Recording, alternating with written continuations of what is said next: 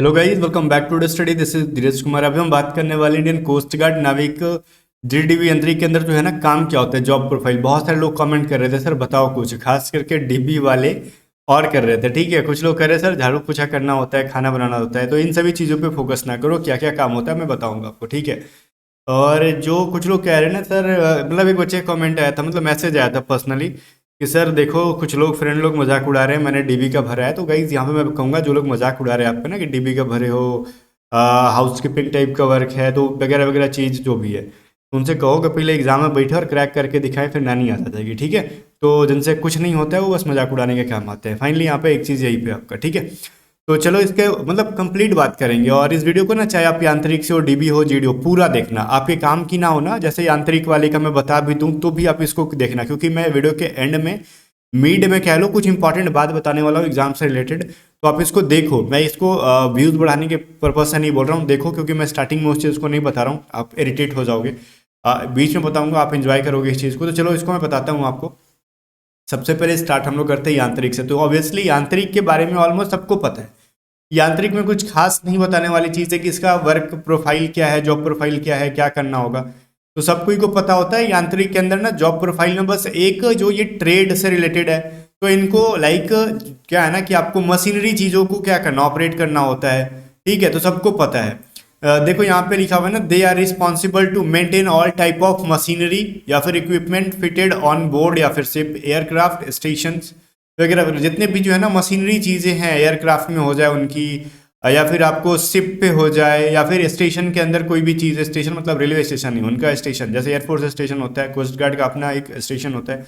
इसमें जितनी भी मशीनरी चीज़ें हैं, इक्विपमेंट्स हैं, उनको ठीक ठाक करना उनका काम है। ठीक है। तो ये तो यांत्रिक हो गया। इसीलिए यांत्रिक वाले को ना देखा होगा आपने, डिप्लोमा मांगा जाता है यहाँ पे, और यांत्रिक को एक अलग से पे ग्रेड में ऐड हो जाता है यांत्रिक पे। डेट्स वाई इनकी सैलरी थोड़ी सी इंक्रीज हो जाती है तुलना अगर करें उन सब की, तो जीडीडीबी की।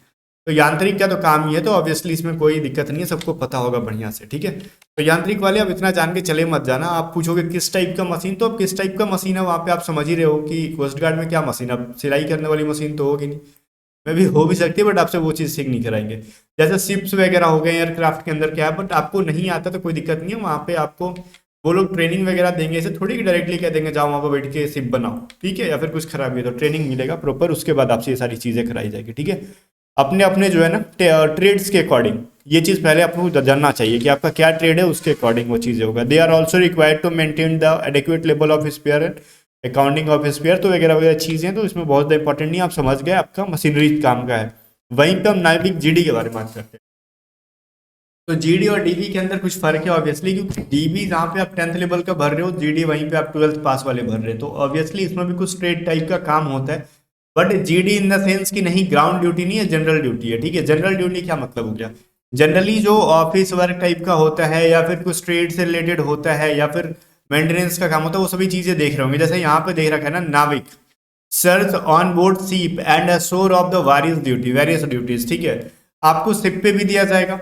ठीक है। और इसके अलावा आपको कोस्टल एरिया में भी दिया जाएगा।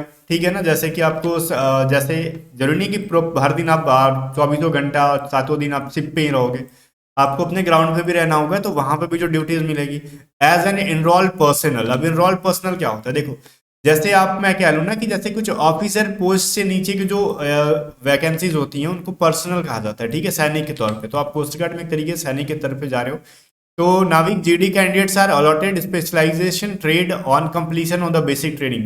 अब बेसिक ट्रेनिंग के बाद आप किस चीज़ में स्पेशलाइज हो, उसके अकॉर्डिंग मतलब ट्रेनिंग के दौरान किस चीज़ में आपने फोकस किया, ट्रेड वगैरह चीज़ें आपको मिलेगी एट आईने शिल्का पे जो उनका ट्रेनिंग होता है। ठीक है। द ट्रेड या फिर specialisation is allot on the performance of the candidate in training and requirement of the service.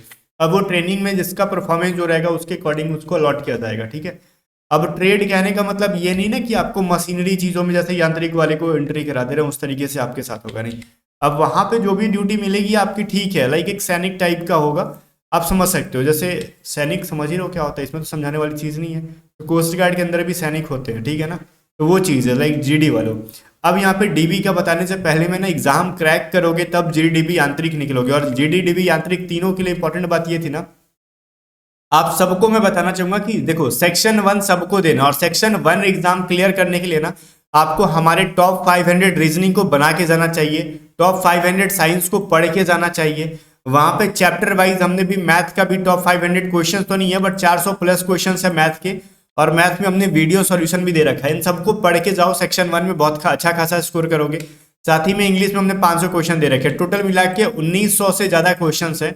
अब इन सबकी प्राइस क्या है वगैरह वगैरह जानने के लिए आप व्हाट्सअप करो। मैं फिर भी एक बार कह दूं कि मैथ में जितने भी क्वेश्चन है चैप्टर वाइज हैं, और एक एक क्वेश्चन का वीडियो सॉल्यूशन आपको मिल जाएगा। वहीं पे आपको रीजनिंग का भी पूरा सॉल्यूशन पीडीएफ के अंदर होगा, हिंदी और इंग्लिश दोनों के अंदर। साइंस हिंदी और इंग्लिश दोनों में है और उसका डायरेक्टली आंसर लिखा होगा। वहीं पे इंग्लिश तो इंग्लिश में ही है। तो सारी चीज़ों को जानने के लिए अभी व्हाट्सअप करो 7279047787 और सारी पीडीएफ को लेके पढ़ लो।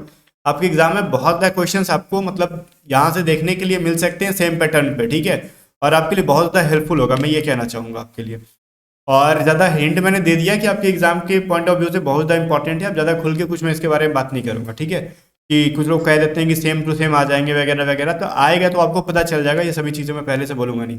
या तो लिंक डिस्क्रिप्शन में मैंने दे दिया, वहाँ से बाई करोगे तो टैक्स पे करना पड़ेगा, इसलिए आप व्हाट्सअप कहो, राहुल जी होंगे वहाँ पे आपको मदद कर देंगे कैसे बाई करना है सारे पीडीएफ के बारे में। और एग्जाम से पहले पढ़ के ही जाना, आपके लिए एग्जाम के लिए बहुत ज़्यादा इंपॉर्टेंट होगा। वहीं पर डोमेस्टिक ब्रांच डीबी के बारे में बात कर रहे हैं, तो जब डीबी के बारे में बात कर ही रहे तो डीबी का फुल फॉर्म होता है डोमेस्टिक ब्रांच। डोमेस्टिक ब्रांच कहने का मतलब क्या हुआ, घरेलू ब्रांच, ठीक है। डोमेस्टिक का मतलब होता है घरेलू, घरेलू काम आपको करना होगा। अब इसके बारे में जो भी चीजें जॉब प्रोफाइल के बारे में कर लूँ तो 2 जॉब प्रोफाइल यहाँ पे दे रखा है, कुक और स्टीवर्ड, ठीक है।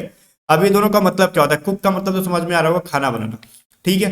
तो they would be required to prepare food as per menu. देखो जो चीज मेन्यू के अंदर दी रहेगी, पहले से एक मेन्यू बना होगा, हाँ, ये दिन ये खाना बनेगा, वो चीज आपको मेंटेन करना है मेन्यू को, मतलब मेन्यू के अकॉर्डिंग खाना बनाना है, वो वेजिटेरियन एंड नॉन वेजिटेरियन दोनों, ठीक है।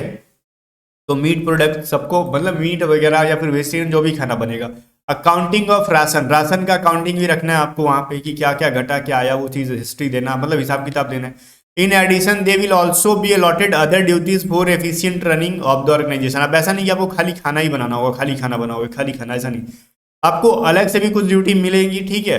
अब वहाँ पे ऑर्गेनाइजेशन के अंदर कुछ और भी काम चल रहा होगा तो उसके अकॉर्डिंग आपको ड्यूटीज वहाँ पे और भी अलॉट की जाएगी। तो ऐसा नहीं कि 24 घंटे आपको और 7 दिन खाना ही बनाना, ऐसा नहीं है। तो पूरे साल खाना बनाते नहीं बीतेगा, और भी ड्यूटीज वहाँ पे दी जाएगी कुक के तौर पे अगर आपको रखा जाता है तो।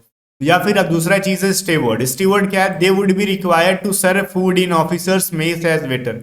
एक तरीके से ऑफिसर्स की जैसे असिस्टेंट कमांडेंट हो गया, और गैजेटेड ऑफिसर भी जितना भी है या फिर जितने भी ऑफिसर्स हैं उनको आपको एक तरीके से खाना परोसना होगा मेस के अंदर, ठीक है। हाउस कीपिंग का काम करना है। हाउस कीपिंग का मतलब समझ रहे हो आप, लाइक बहुत सारी चीजें। Maintenance and accounting of funds, funds का भी अकाउंटिंग करना होगा आपको।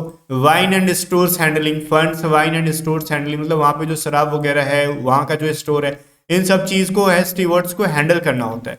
प्रिपेयरिंग ऑफ मेन्यू, मेन्यू भी आपको बनाना होगा। In addition they will also be allotted other duties of efficient running of organisation. इसके अलावा और भी जिस चीज में आप एफिशिएंट होगे वो रनिंग उस ऑर्गेनाइजेशन में वो काम चल रहा होगा तो आपको मिलेगा, ठीक है। तो ये चीज डीबी की, और इसमें कोई भी खराबी नहीं है मेरे हिसाब से, ठीक है। आप 10th लेवल पे जा रहे हो तो ऑब्वियसली आप एक ही बार गैजेटेड ऑफिसर बनोगे नहीं, असिस्टेंट कमांडेंट आप बनोगे नहीं, ठीक है। उसके लिए ऑब्वियसली ग्रेजुएट लेवल का एग्जाम होता है, इंडियन कोस्ट गार्ड का आईसीजी, इसी का एग्जाम होता है। ICG Indian coast Guard assistant commandant का अलग से एग्जाम होता है, तो वो बनना है तो तैयारी कर लो। बट 10th पास पे आपको अच्छी खासी नौकरी मिल रही है, सैलरी भी बढ़िया है इसकी डोमेस्टिक ब्रांच की। और जहां तक बात है डोमेस्टिक ब्रांच की, तो इस चीज को बिल्कुल भी आप मतलब डिमोरलाइज ना हो कि और मॉरल डाउन ना करो कि हमको ये काम करना, तो ऑब्वियसली सबको ही करते, चाहे आप ऑफिसर हो जाओ या फिर कुछ भी जाओ, आपको घरेलू काम हर कोई को करना होता है, ठीक है। तो आपको उस काम की सरकारी पैसा मिल रहा है तो करो, तो क्या दिक्कत है, फोकट का तो घर पे करते ही हो, ठीक है ना। तो ये कोई खराब काम नहीं, बहुत ही बेटर जॉब है।